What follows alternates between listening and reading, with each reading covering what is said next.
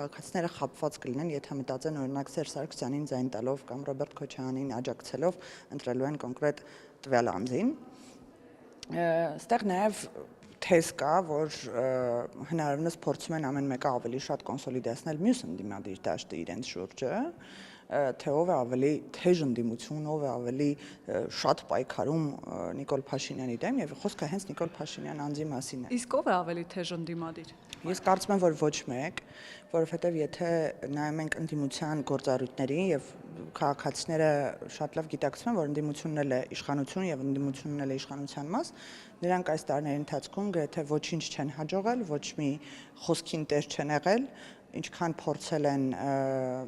մանիպուլացնել բազմիցս իրենց հետևորդները խաբված են զգացել իրենց եւ հետեւաբար ես կարծում եմ նրանց կողքը մնացել են միայն հիասթափված քաղաքացիներ,